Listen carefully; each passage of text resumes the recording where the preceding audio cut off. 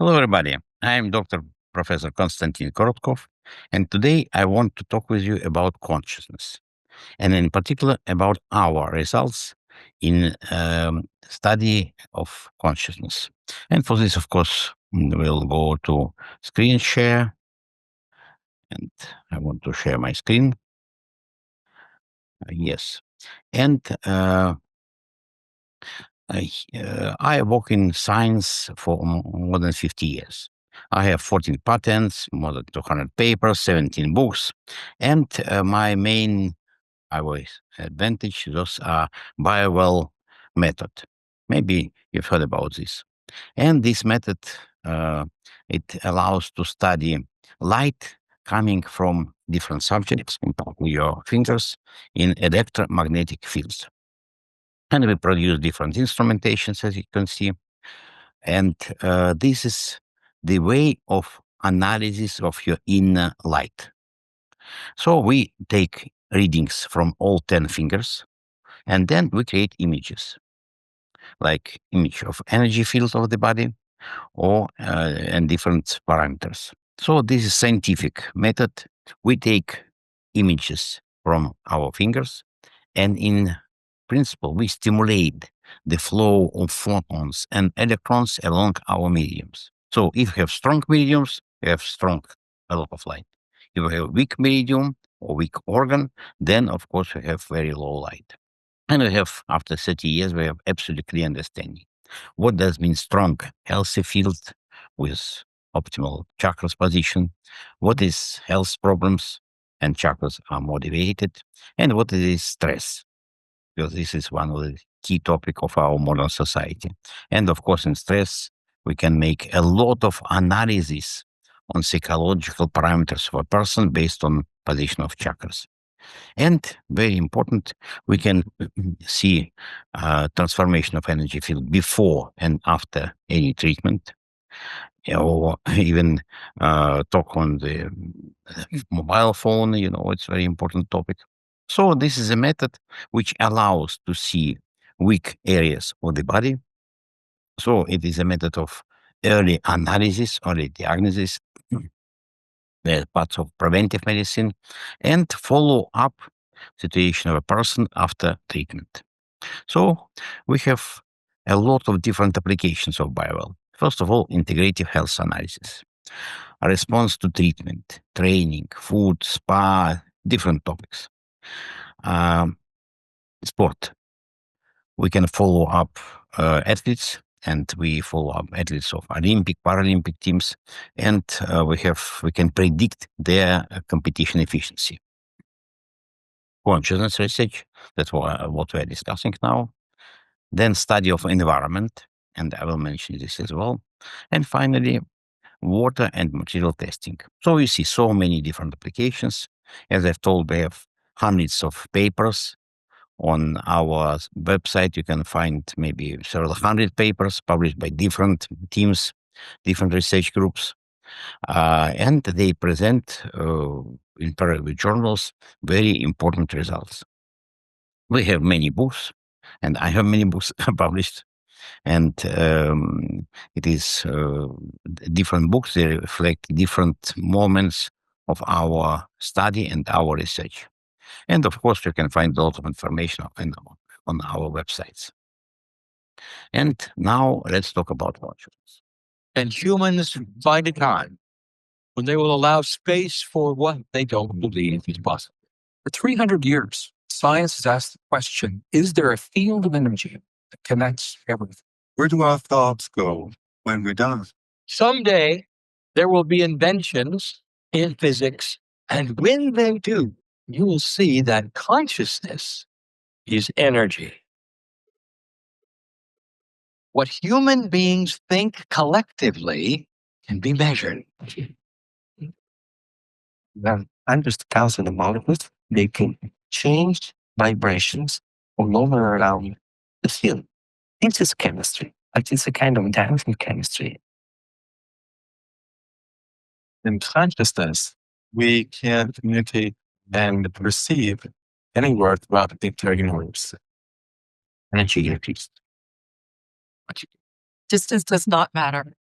The field is the origin of everything. What is a thought? Thought is a particle of light. You can measure it. Our thoughts are broadcast through the field. What happens in one part of the field influences other parts of the field in the same instant. And this is deeply profound. So, I started this research in Soviet Union when I was involved in telepathy experiments. So, in 80s, we were given the task to create telepathy communications with submarines and satellites. And it was laboratory with very good funding, with lots of equipment, and we were able to study this process on big scale. So in our research, we didn't send messages or pictures like Americans did, but we were sending emotions. It means that two people were sending in two parts of the world, in different parts of the world, connected to different equipment, including Bio-Well or GDV by that time. And one person was sitting in total relaxation, and other person came into meditative mode, and in this mode, he or she connected with other person, and then at some particular moment was sending intention or message. And we were able to do experiments both in Russia, in Soviet Union by that time, in Nepal, in the mountains, in Venezuela, in different parts of the world. And it was found that in this process, people create so-named virtual brain. So their brains start operating from a neurological point of view in correlated mode. So it looks like this is one and the same brain with electrical activity very well correlated between two brains. And we were able to see the moment, you see, this is a moment when the message was sent by our GUV data, by energy. So we were able to record the moment when the energy have been sent. So you see, this is a moment when people transform to meditative state and the energy drops down. So they come into inside meditative state. And then this is a moment of intention. So we were able to establish the process of telepathic communication in a very stable way. And it was well documented. But for this, we had to keep two people on both sides. And you can imagine what does it mean for a person to sit in submarine for months and just being ready for this type of communication every other day. So, of course, it's very boring. So my idea from the very beginning was to create sensors. And we were based on idea of altered state of consciousness. So people transform to altered state of consciousness, and then in this state they can do something. And of course, altered state is not just only some psyche people. No, many situations in our world related to altered states. Well, first of all, this is meditation. In deep meditation, people transform to altered state. Then, of course, it is healing process, and we'll discuss about this more in more details. Then it was shown that mothers in the process of breastfeeding, they can transform to altered state. So you see, it is very interesting situation, and of course, ayahuasca, different drugs, different situations. Of course, this all can be very important to study. And I was able from the very beginning to meet top level psyche people. For example, this is Nel Plagina, this is Juna, Alan Chumak. So in 80s, we met with these people. We was quite good friends with many of them. And I was doing experiments, experiments with different sensors. And you see, this is example of influence of our Russian healer, Alan Chumak, very famous. And you see 1, 2, this is initial energy of water in this particular case. And 3 and 4, this is when he was sending his intention from the distance, of course. And of course, we are based on some model. our model is the model of triple manifestation of human being. We have our physical body, we have our mind, our brain, and we have our spirit, our consciousness. And it's all interconnected. So it's impossible to make this distinction or divide between body and mind and brain and spirit. So it's all one and the same systems. And we need to take care in our life for all those systems. And of course, all this influence to our behavior. And lately, I was able, in 2000s, I was able to meet many outstanding people, in particular this Dr. Johnny Spencer. I'm sure you know about him. Christos Dersinakis, he is very famous here in Germany and in Greece. Victor Filippi as well, he's in Germany. Both of them, all of them, they have their own societies, they have thousands of followers, and all of them, they can make wonders. So we did many experiments at their workshops. And it was shown that if we are measuring many people, you see it's about 50 people in every case, for all people, stress level came down after workshop and energy increased for all the people in all those different workshops. And of course, chakras. Before, its chakras was some disbalance. After their workshop, they are very, very precise. And we have many examples of this kind. And of course, it was shown that it's type of, we can record like distant emission coming from their fingers, from the fingers of a healer. And of course, there are many papers published, as I told. We can find a lot of our research papers. And we've been using water as a sensor and different sensors. So people was first training how to do this, and then they were able to do it at the distance. So you see, this is initial dynamic signal of water. So we're recording light coming from water in dynamics, in time. And then we ask someone to send their intention. And you see effect. So I understand this is statistically significant effect. And of course, it is effect, positive effect. But in some cases, it may be negative effect as well. That's why we should be very careful when we prepare our food, because you know that some wives were able to poison their husbands with their food stuff. So we need to prepare food with positive intention. We need to send our love, and it works for everybody, not just for outstanding people. So we had many experiments. For example, once we agreed with Christos Drostinakis. He was in Japan, and we every morning in our laboratory we had 5 bottles of water with different labels, different colored labels. And we put them in the morning at 9 o'clock in the morning. And then we tested this water by midday. And you see. And we agreed that Christos can send his intention to one of the bottles only, from Japan to St. Petersburg. And you see those dynamic signal is quite stable for 3 bottles, but for this one, it is increasing. And it is clear indication of some influence, because, and this some unstable water as well.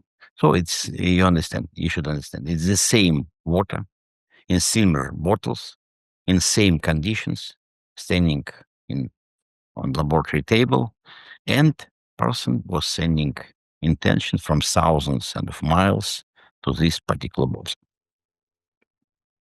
So we have on our website, you can find a lot of research data on this.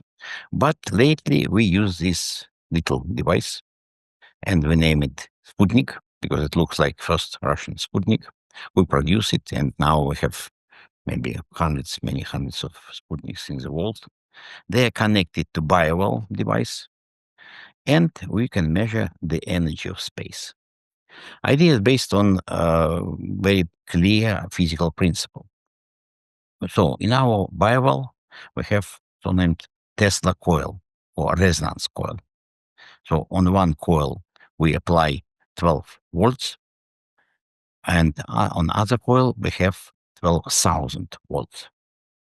And we have open part of a second coil, and this sensor sends signal. So it's named so-named standing electromagnetic wave. And we are measuring signal that depends on distribution of those standing electromagnetic waves in space. So if we have someone in the room, then we are conductive subjects. And then it change distribution of space of these waves. Same as we have some subjects, we have some buildings, some interesting places, or even more than that, if we have places of good and bad energy, positive and negative energy. And of course, if we have a group of people, then it will be even more strong. And if this one person or many people are meditating, then they change their sympathetic parasympathetic balance, and they change conductivity of the body. And of course, Sputnik will respond to this. So we had many experiments with outstanding people. Here you see Dr. Eric Pearl. He is the founder of so-named reconnective healing, and he is very strong healer himself. And you see this is energy field of a person before and after his session. And it's very typical for experiments of this kind. At the same time, we had many experiments with Sputnik. So you can imagine, there are a group of people, maybe 40, 50 people sitting in one audience, and Sputnik is staying somewhere in the corner and record signal continuously for 8 hours. And it's totally automatic mode. It's not depending on any operator. So it's just totally automatic system. And you see, it records of a signal. So people are coming to the audience. After 2 hours, they have some break. Then they go to lunch somewhere. Energy is coming down somehow. And then at this moment, Eric Pearl coming into the audience. And you see, he starts his presenting. And his presentation is not only just speech, presentation, videos, or something of this kind. It is energy. He is sending very strong energy into the audience, and people respond. And we see increase of energy in the whole audience. So this is very clear effect. We had many experiments of this kind together with Professor William Tiller for Stanford, Professor Gary Schwartz from Arizona University, and we came to the same conclusion that under the influence of people like Eric Pearl, they change the energy of an environment. They change the energy of space. And this is absolutely clear, measurable effect.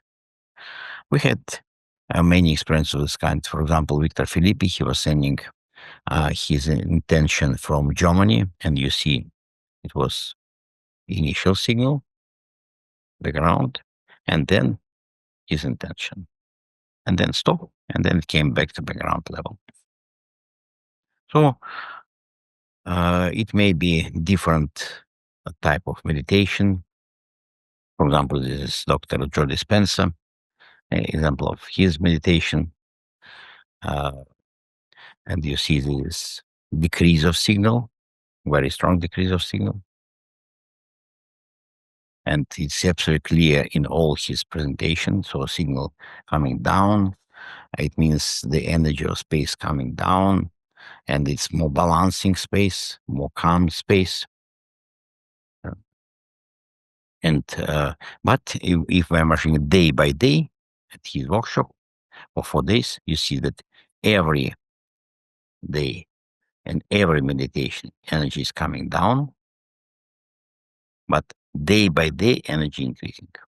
So it's very, very distinct effect. So it means that after this meditation process, after energy process, if you do it in one and the same place, this place changes its energy, and it's like a memory of a place. And it's very, very important. I will show you later because it related to all different buildings, different ancient places. So at the same time, we have another type of meditation with group of Victor Filippi, and in this case, energy increasing. You see. So we understand that there are different type of meditation, different type of influence, and it's not one and the same. And when you are measuring this, when you can have records, then you can understand what's going on. So we had a lot of experiments with Lynn McTaggart, and she's outstanding person. She's organizing very interesting experiments, and idea was as follows. She was sending this picture to many people on internet, and it was agreement that at some particular time, at some particular day, they will send their intention to this instrument. So, of course, in our laboratory, we had background readings for several hours, and then it was totally automatic mode. So we did processing only after the end of the day, and it was clear effect every time. So every time when people were sending intention, it was big difference in signal in background mode and at the moment of sending intentions. So we had many experiments with Lynn Target. She published a book. You can find video on Gaia.com related to this. So it is absolutely clear that our intention really have very strong effect on from the distance. It's the type of Maharishi effect. And this is another experiment when at one of our workshops we had records of meditation with many different sensors. Here we have 10 different sensors.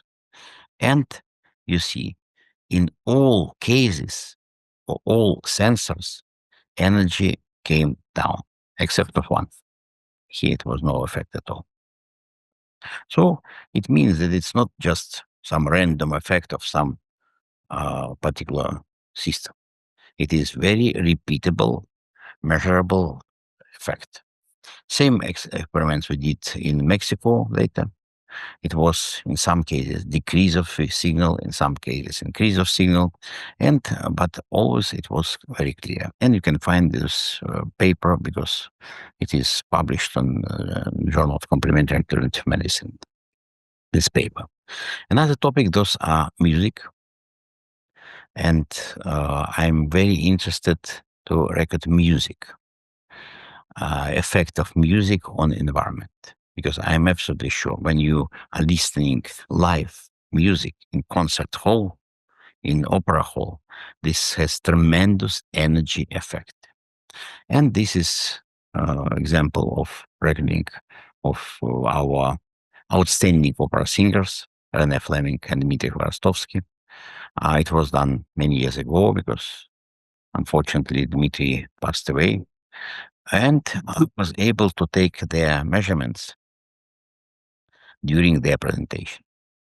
And it was tremendous effect. So every moment when they were thinking, signal responded. Every moment in between, it was signal came down. So it was absolutely clear. But of course, for the performances, it's not so easy. You see effect of conductor, orchestral conductor, his energy field after the before and after the concert. So it means that they spend a lot of energy, a lot of both physical and mental efforts in this process. But at the same time, it is very positive because you know that from very special research, it was shown that conductors or the classical music conductors, they have the longest lifespan compared to all other professions. So, same as all classical musicians. So, if you want to live longer, you need to listen to classical music. It's better if you can play classical music, or even better if you can conduct your own orchestra. Okay, so that's how it should be done. But unfortunately, with rock music, it's not so good. So we found that when we listen rock music, first it is increase of energy and very high increase of energy, and then decrease. For me, in my age, I increased maybe for 1 minute, for 2 minutes, then it came down. But for young people, of course, maybe for the whole night. But inevitably, it will be decrease. Inevitable. Because again, you need to spend all your internal efforts, internal energy of all your mitochondria, but then you need to restore it. So that is why, unfortunately, rock musicians have very short lifespan. They go to some drugs, they go to some stimulations, external stimulations, and of course, it has negative effect on their life, fortunately. So this was another experiment when 11 people from Russia, they were sending intention to two Bio devices operated simultaneously. And you see, both devices was able to record their influence. And of course, you can find a lot of information in my books. But as I mentioned, it's very interesting to measure different zones, geoactive zones, and historical moments. So we are based on idea of 5 elements of nature, so we can measure all 5 elements of nature. This Sputnik, this is our main device for measurement. And I was able to travel to different parts of the world, worldwide. And everywhere I was doing measurements. And it was in Peru with shamans. It was in Russia with, seeing this cathedral. We have very ancient icon. This icon was presented to Russian dukes, Russian tsars in 12th century of 13th century. And it is, of course, it's holy icon. It was kept in the church. It survived all turmoils which was in Russia. In Soviet time, it was brought to museum, but then now it's brought back to this cathedral. And I was allowed to take measurements nearby this icon. I put my sensor, and it was in automatic mode, in offline regime, and it was measured during all the sessions. And you see, all the moment of the session was recorded. So this is in the beginning, people are coming to the church, and the energy is coming down. Here, one is the beginning of psalter reading, and you see it increase, but then still energy is coming down. Then all people are here, and this is choir, beautiful choir. So women singing, and it's beautiful. And you see energy is stable. Then here, beginning of the service, coming back, and the energy is increasing. And here, beginning of a sermon. You see. So you see every moment of this ceremony for more than 2 hours was recorded by this sensor. And it was later I did measurement nearby the icon and outside in the same church. And you see, this is signal nearby the icon, and those are signals in different parts of this church.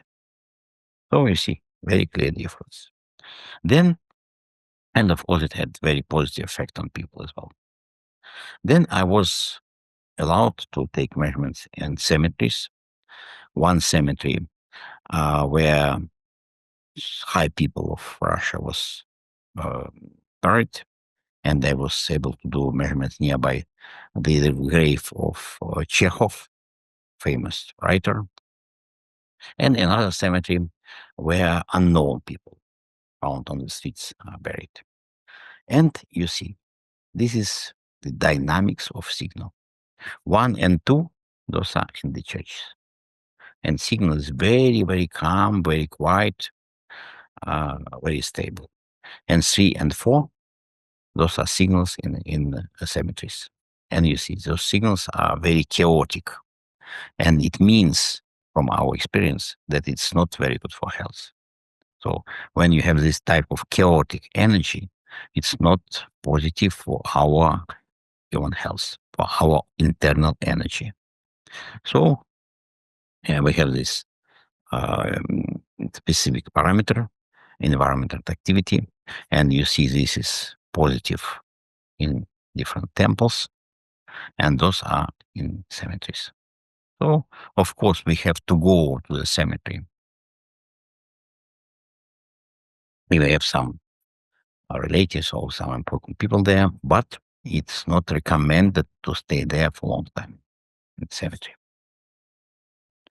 Another topic, those are light after light experiments or experiments related to after death. So, of course, it's a very important and old, eternal question. What's going on with our soul, with our spirit after death? And now it is the topic of scientific research. That there are in religious understanding, in philosophical books, but now it is a topic of scientific research. And first of all, this is the topic of near-death experience and out-of-body experiences. So it's we have big scientific line on this. So we have different stations of near-death experiences when sometimes it comes in during surgery, when people come to a death state for some time.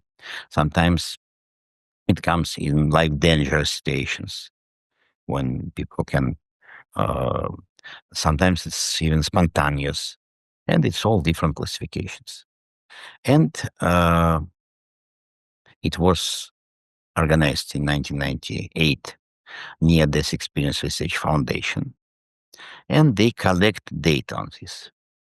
And now they have more than 5,000 experiences of different people who talk about their near-death experiences and out-of-body experiences.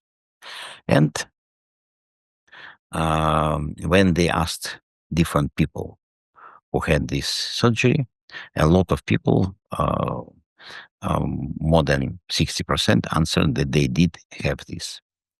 So, and a lot of people during this station, they have the feeling of out-of-body experiences. And it's very interesting that in Lancet, one of the key medical journal, in 2001, it was published paper by big group of scientists from Holland, led by Pim van Lommel, and they study, they all surgeons. So they've been doing surgery for all their professional career, and they asked people after recovering from anesthesia whether they had some interesting stations. Because you know that in the surgery they stop brain activity for some moments. They have artificial heart circulation, and they studied 344 cardiac patients who was successfully resuscitated after cardiac arrest in 10 Dutch hospitals. And 18% of people reported near-death experiences. And from them, 41 people described different serious experiences. And the process of transformation after near-death experiences took several years. So it means that people who had this experience, after they recover, they change their life. They change their attitude to other people. They change their attitude to their own life. So they become much more positive and they live much more clear, much more full life. So it's very important. And 74% indicated that they had more conscious and awareness. And only 20% experienced that they had normal consciousness and awareness. And you can find a book of Pim van Lommel, Consciousness Beyond Life, very interesting book, very well written, where he describes his experiences and his ideas. And I can stress again that he's a surgeon, cardiac surgeon. It's another example of another type of experiments. Dr. Brian Weiss, who is doing hypnosis, and he transformed people into hypnosis, and he transformed it in their past life regressions. So in this situation, many people reported very unusual experiences in their past lives. And you see, this is Dr. Brian Weiss and different books written by him. So people was able to see their situation in ancient Rome, ancient Greece, medieval times, and they had these very dramatic experiences. And Dr. Weiss moved them to their death. And after this, when they come back to normal station, they get rid of many problems, of many psychological problems. So this is very interesting. So this is about Dr. Gary Schwartz. I guess it's he's doing afterlife experiments again. So he's very outstanding person. He works as head of big research laboratory in Arizona University, and he is studying people when in the process of communication with spirits.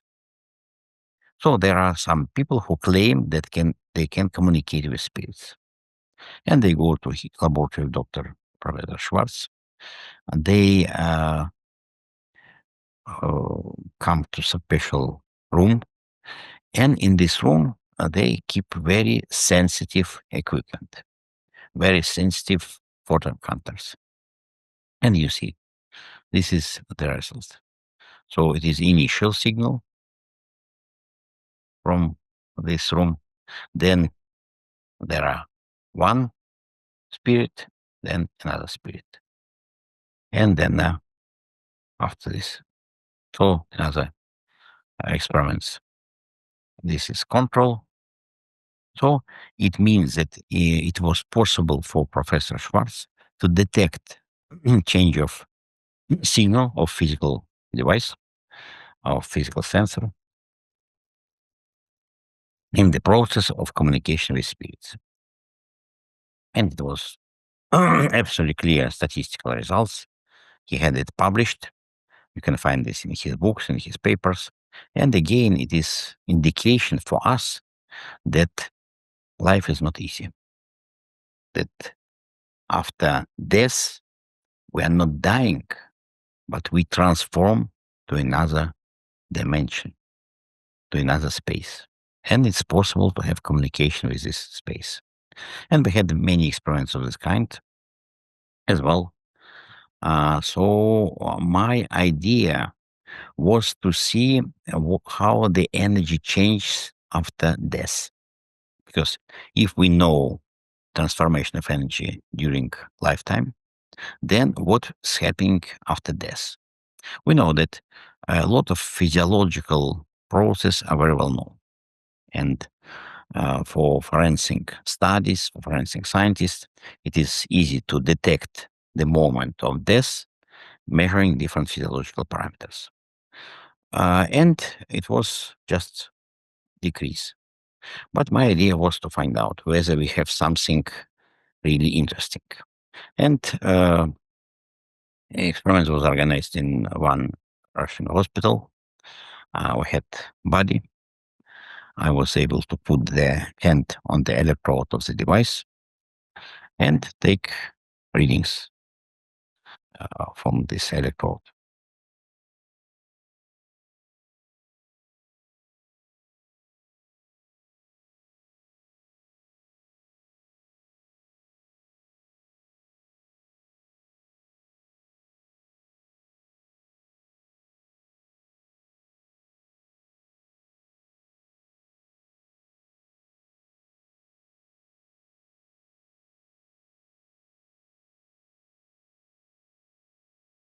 So you see, this is how it was done, and this are what we found.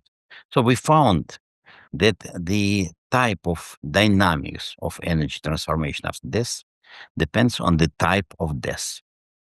So it is, you see, it is really a very important topic. So when it is calm death, very quiet death, so it is very clear, very little variations. When there are unusual deaths, I mean unexpected deaths, when people are coming on the street, they full of ideas, full of different topics, and then they step down from the pavement and they hit by car and dead. So in this case, we had very high energy peaks, and energy was like a firework of energy, but it was lasted only for some time.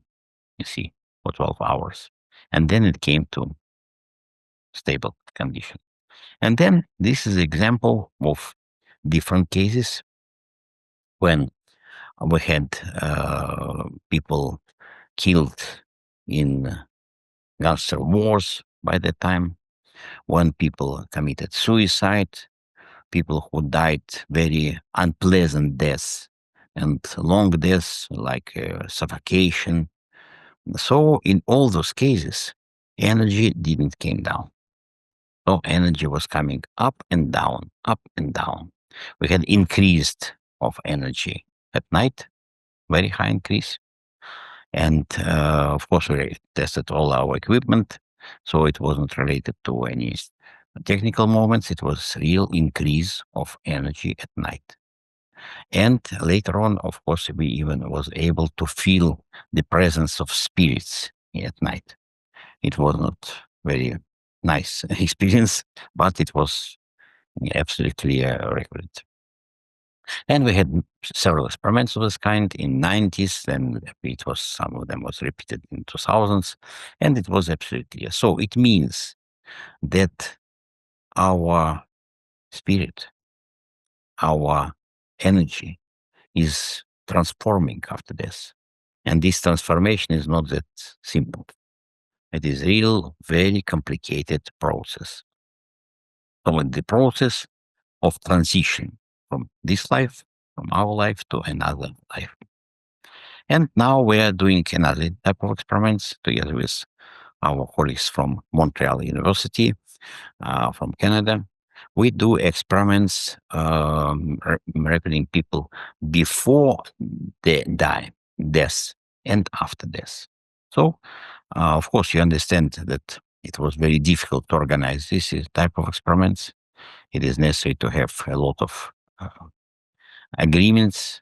It's necessary to find a lot of people and papers to make special agreements in the university, but we were able to organize it. And we had several experiments of this kind, and in all those experiments, we found that just before death, energy increasing. So we see this is transformation of energy during several days, from 23rd to 29, so for a week. And then on 29, energy started increasing. And it was the moment of death. And after death, energy was kept at higher level. So it was a result of 2022. Same effect we had in experiment in October 2024. Again, it was 24 days, and it was transformation of energy before death of a person, and then very high increase at the moment of death. Same was in February 25.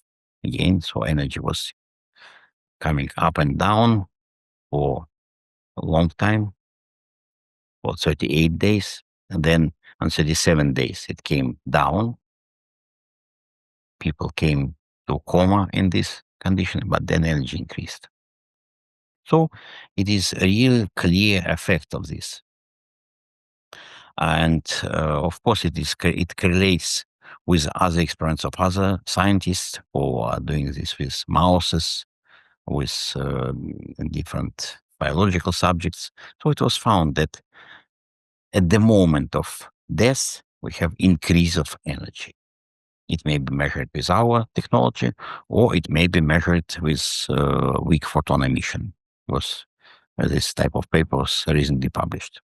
But we found one more interesting topic. You know that we can measure the energy of chakras.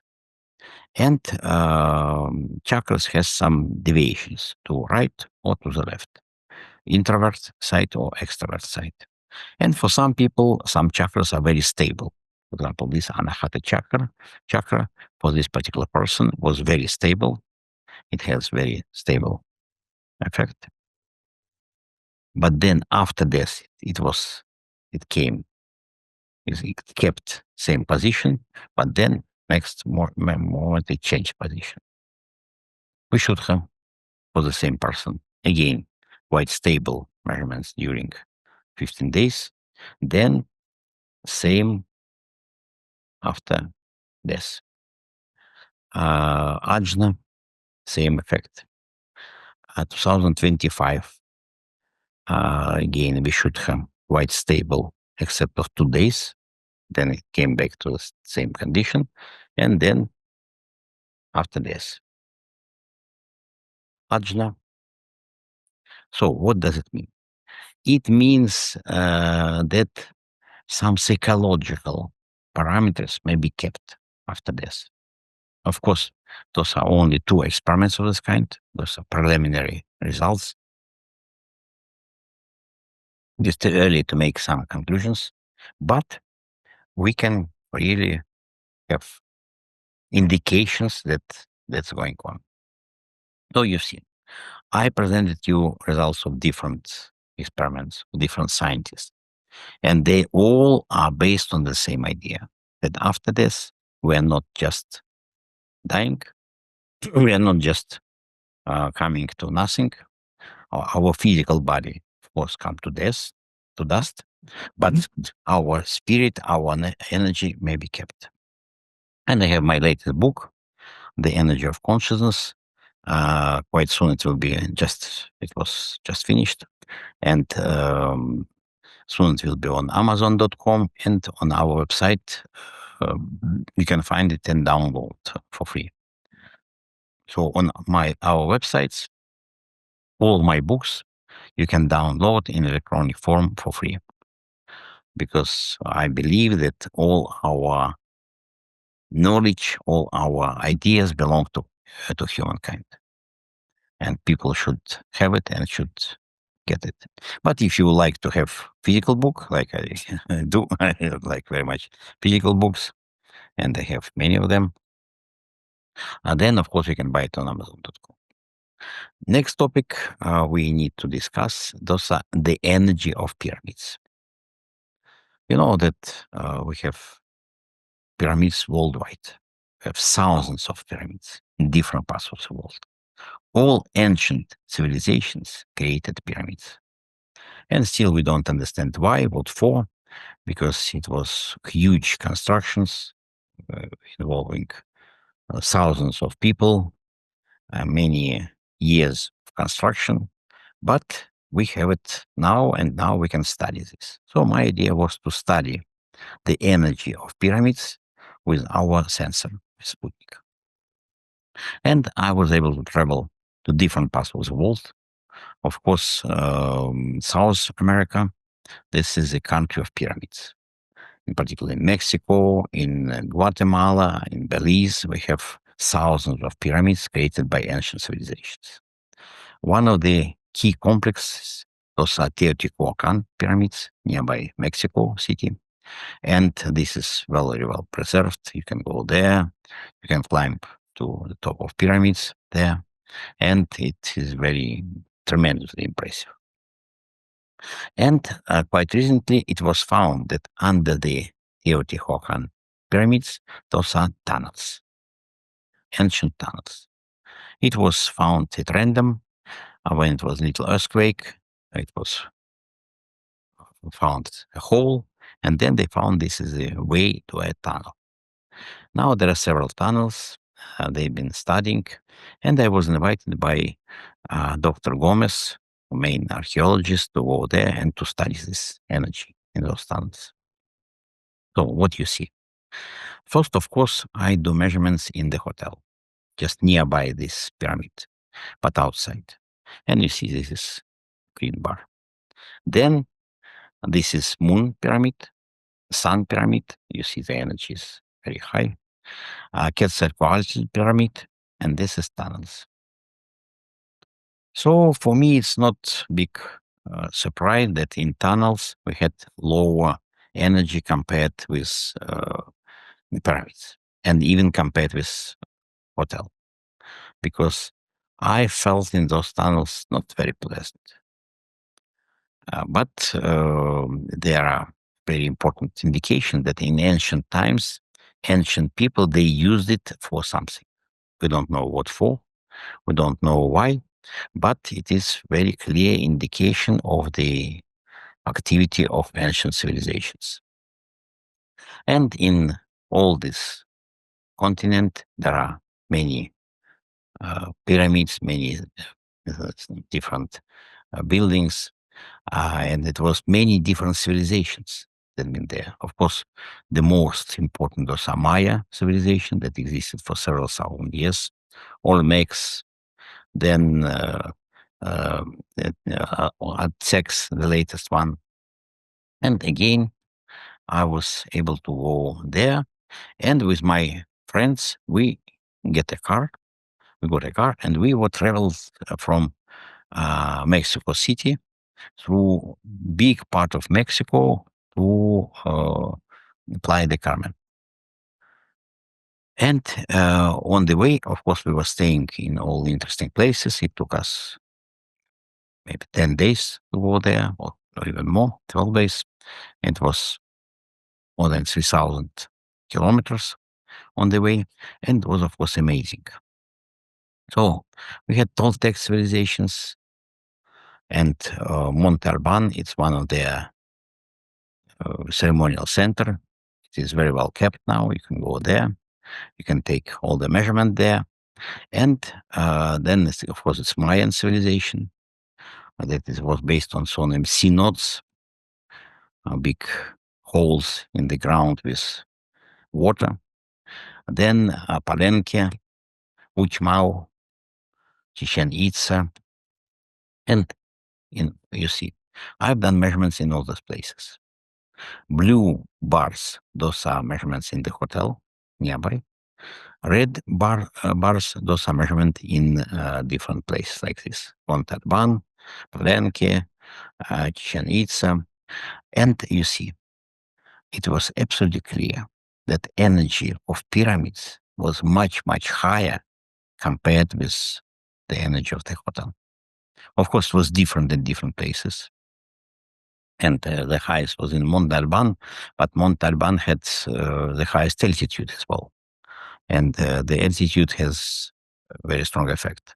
That's why you see in Monte Alban, we have very high energy both in the hotel and in pyramidal complexes. But in all other places, energy was very high nearby important pyramids. Then we came to Belize. Belize, it's a little country nearby Guatemala and Mexico, and it's beautiful country with mountains, jungles, rivers, waterfalls, with very big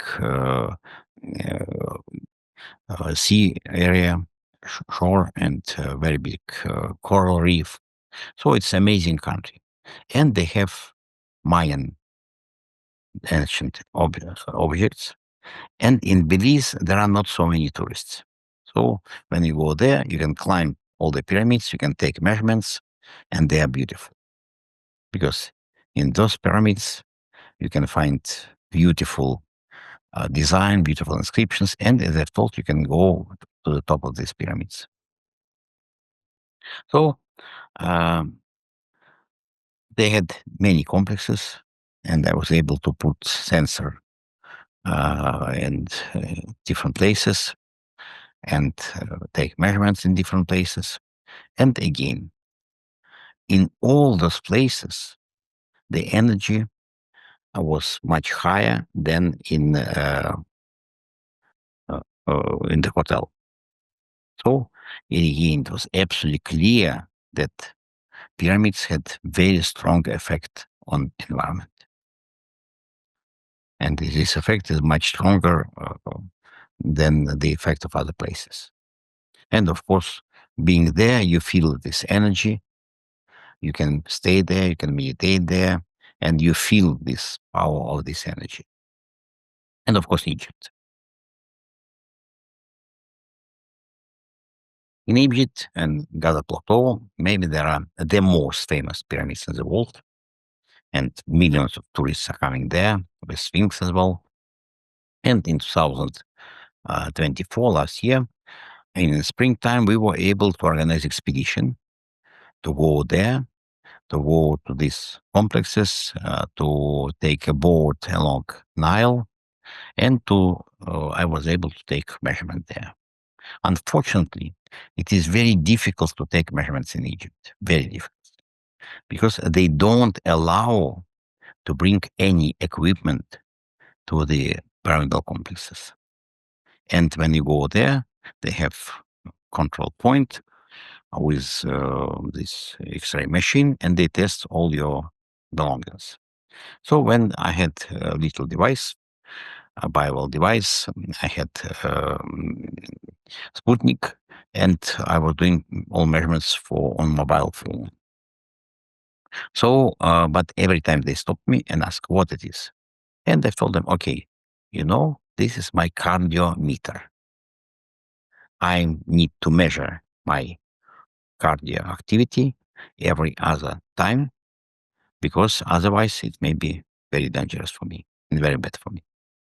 And they were waiting, but I told them, okay, do you want me die nearby your pyramid? Oh, no, please take it and go. And then I had to hide in some places and take measurements. So we were able to visit different ancient complexes, and it's amazing when you go there. Of course, it's one of the biggest wonders of our world, and they are very well kept because a lot of them was covered with sand, with desert, and together with my friend, we were able to take measurements in different places of this kind, hiding there. And you see, green bars, those are hotels. Red, those are, first of all, Cairo, Sphinx, nearby Sphinx. We came there early morning with a group of people, and with my friend Nima, we were able to take measurements there, Nima Farshid. And that's why you see the energy of nearby Sphinx much, much higher than energy in the hotel. Then 5, it is hotel and Luxor, and different temples. Again, very high energy. The highest energy, of course, was in Luxor temple. This is during boat trip along Nile. So different temples, different islands, and you see energy was very, very high everywhere.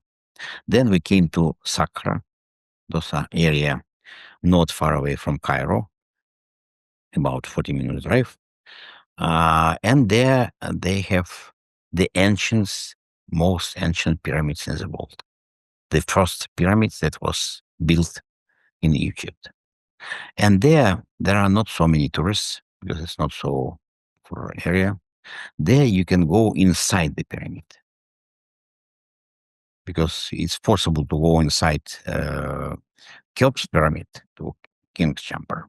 But there they follow you and they don't allow you to take any measurements. Here you can come inside the pyramid and you see it is quite challenging, of course, to go there.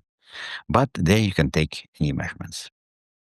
And nearby those pyramids, they have very interesting constructions, very unusual constructions. Again, they have serapeum. Those are underground construction of very big, hundreds of meters, done in stone with huge boxes laying there. So very, again, very enigmatic what it is. And again, I was doing measurements all over there. And you see, again, one, it is bus stop nearby those pyramids, and then different measurements at different pyramids. And again, you see, in all the cases, the energy nearby pyramids was much, much higher than outside. And this, again, next day, same effect. So green lights are different outside of pyramids, different bars so are inside the pyramids, inside or around pyramids. And at this map, you can see in nearby Red Pyramid, the highest energy was inside, deep inside the Red Pyramid. So all around was quite high, much higher than outside at the bus stop, but the highest was deep inside. So it is clear that those pyramids are not just tombs. And in many of them, it was no sarcophags found. It is some constructions that was built by ancient civilizations and ancient people in the first, I would say, years, hundreds of years of Egyptian civilization. But then this knowledge how to construct it was totally forgotten. So you know that in later Egyptian kingdoms, they didn't build pyramid. So how did they do it? How they was able to make it? Was it prehistoric civilizations or what? I don't believe in any outside influence from some aliens. I believe that it was prehistoric civilizations. And I believe that they've been using some special technology of anti-gravity. And you can find this example in Florida. It was a big construction built in 1930s by one man, one person. He came from Latvia and he decided to create a monument for his love, for his lost love. And at night, he was able to cut from stone huge blocks, weighing several tons, and then to carry those blocks himself without any equipment, without any help, to big distance, several miles, and to build these huge constructions. So it is clear indication that it's possible. And when he was asked, he told that he created new concept of physics, new concept of the world, but it is very dangerous technology, and it's our civilization is not ready to accept it. And they understand it because you understand any new technologies, but first of all, in our civilization, they use for the war. And he didn't want it. He didn't want to give it to the war. But it is indication that it's possible, that It's possible to have anti-gravity, and I believe, and a lot of scientists as well, that in ancient civilizations, like in Egypt, first of all, in Mayan civilization, they had this type of technology and they were able to use it. Then in Siberia, it was built artificial pyramids. It was done by one oligarch, a Siberian oligarch, and he was interested to have this on his own territory. You can go inside this pyramid. You can come being inside. On the top, they have this huge crystal. And I was invited to come there to take measurements. And again, it was clear difference that the highest energy was at the base of the pyramid. So it is indication that pyramids, those are special structure that had influence and has influence on the environment. And very clear indications those are Bosnian pyramids. You know, in Bosnia, Dr. Sam Asmanagic, archaeologist, he got his indication in the United States. He got his PhD in the United States. And then he came back to Bosnia and he told that this mountain is pyramid. It was crazy idea, of course, but he decided to prove it. And he started excavations. It was nearby little city. And after excavations, he found huge slabs. I should tell that he did all excavations on his own money. He was able to organize big business, not big, but good business in the United States. He collected a lot of money and he was able to use it for excavations. So from his point of view, those are artificial cement. And all this pyramid was created by these huge blocks, artificial blocks. But then we came to another pyramid found by him, Moon Pyramid, and there it was no doubt that it's artificial. So this is a shaft showing these different layers of artificial construction. This is like a tile lying there, different tiles, different levels. Of course, this territory is interesting. It's a private territory. That's why Sam had to buy a piece of this territory just to make excavations. But it's no doubt that it's artificial. And in different parts of this mountain, there are different energy. He found now 3 different subjects. And you see there like a triangle. And I was doing measurements over there. But then he found tunnels. Under this pyramid complex, he found a complex of tunnels. And all the tunnels was filled with earth. So for many years now, he is doing excavations of those tunnels. And it was again proven that they are artificial constructions. No doubts. And now there are several miles of those tunnels found under the pyramids. And inside, they have big areas with these type of slabs, ceramic slabs. And we did measurements. And what's interesting, in those tunnels, you have very good energy, very positive for life. And all the people being in those tunnels, they decrease their level of stress, they increase their level of energy. Now they have measurements of several hundred people before, after coming there, and it's totally proven. And of course, we can see this on energy parameters, chakras, parameters. And of course, we did measurements with Sputnik sensor. And again, it was shown that in all those pyramids, we have very high energy. Sun pyramids, tumulus, moon pyramid. So, and of course, they have different constructions. So, so we had idea, together with several scientists, that all those complexes was created for transmission and reflection of different signals. So it's a part of instruments for communication with other civilizations in the universe. Information exchange in time, without time. So this is